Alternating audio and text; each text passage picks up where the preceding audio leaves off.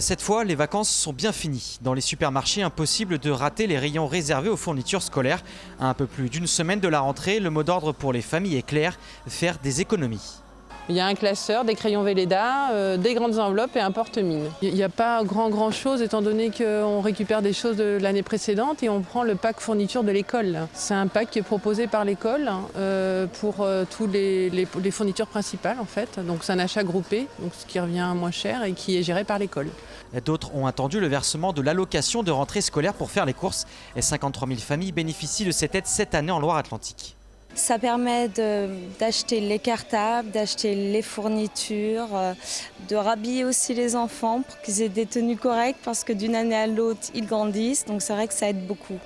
Cette période est également charnière pour les supermarchés et chaque semaine des promotions sont donc proposées aux parents pour alléger la facture de la rentrée. Toujours les mêmes produits qui marchent très bien, comme je vous disais tout à l'heure, c'est les petits prix, à moins d'1 euro, fabriqués en France, sur les produits classiques, quoi.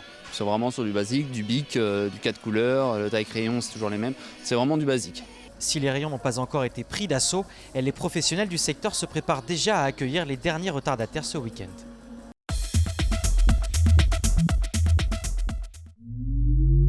Vous vous sentez observé, voire épié?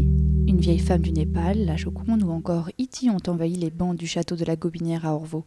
Le coupable, un artiste nantais d'origine suisse, Gene Kunst, connu pour ses détournements de panneaux. Ses créations s'inscrivent dans la politique culturelle street art mise en place depuis 2014 par la ville. Sur ces bancs, j'ai fait des regards de personnes qui regardent le château en fait, pour donner un nouveau regard en fait, sur le château. Je voulais vraiment qu'il y ait une personne inconnue, une personne connue fictive et une personne connue autre. Et que ça parle un peu à toutes les générations en fait. Ces œuvres sont réalisées par la technique du pochoir, une couleur correspondant à une matrice.